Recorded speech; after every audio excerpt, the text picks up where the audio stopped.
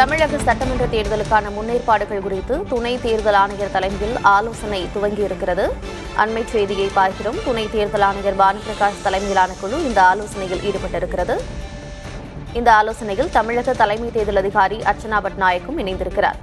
பாலுபிரகாஷ் தலைமையிலான இந்த குழு ஆலோசனையில் ஈடுபட்டிருக்கிறது. விவரங்களோடு இணைந்திருக்கிறார் செய்தியாளர் வினீஷ் சரவணன்.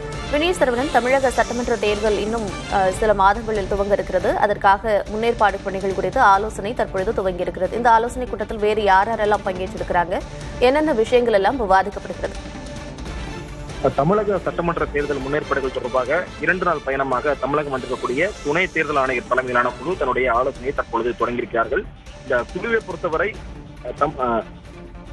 சட்டமன்ற தேர்தல் அறிவிப்பு மார்ச் முதல் வாரத்தில் வெளியாகலாம் என்று எதிர்பார்க்கப்படுகிறது. அதன்படி ஏப்ரல் முதல் அல்லது 2வது வாரத்தில் தேர்தல் நடைபெறலாம் என்று பல்வேறு தரப்பிலிருந்தும் தகவல்கள் வெளியேறக்கூடிய சூழ்நிலையில் தன்னுடைய முதற்கட்ட பணிகளை தேர்தல் ஆணையம் தொடங்கியிருக்கிறது.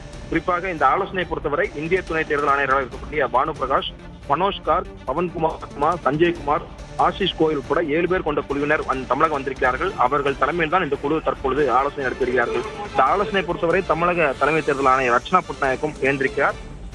இந்த ஆலோசனையை பொறுத்தவரை சுமார் 2 மணி நேரம் நடைபெறும் எதிர்பார்க்கப்படுகிறது. வருமான வரித்துறை, சுங்கத்துறை, காவல்துறை, ரயில்வே, அதே போல சிஆர்பிஎஃப், அஞ்சல், சிவில் போக்குவரத்து உட்பட 20க்கும் மேற்பட்ட துறையினுடைய ஒருங்கிணைப்பு அலுவலர்களுடன் இந்த ஆலோசனை கூட்டம் தற்பொழுது நடைபெற்று வருகிறது. இதனைத் தொடர்ந்து நாளைய தினம் அனைத்து மாவட்ட தேர்தல் அதிகாரிகளும் மாவட்ட காவல் கண்காணிப்பாளர்களும் இந்த ஆலோசனையில் இடம்பெறுவார்கள் என்று குறிப்பிடப்பட்டிருக்கிறது. இதனைத் தொடர்ந்து 10 நாட்கள் கழித்து தலைமை தேர்தல் ஆணையம் தலைமையிலான குழுவினர் சென்னை வந்து சட்டமன்ற தேர்தல் தொடர்பாக ஆலோசனை நடத்துவார்கள் என்று எதிர்பார்க்கப்படுகிறது.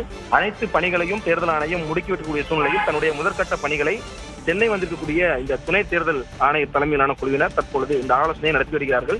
பல்வேறு பணிகள் தொடர்பாக வரக்கூடிய 17ஆம் தேதி கூட இந்த வாக்காளர் இறுதிப்பட்டியல் வெளியாகும் என்று சொல்லப்படுகிறது. அதன் அடிப்படையில் கூட இந்த ஆலோசனையில் முக்கியத்துவம் வாய்ந்த கருத்துக்கள் பகிரப்படும் என்று எதிர்பார்க்கப்படுகிறது.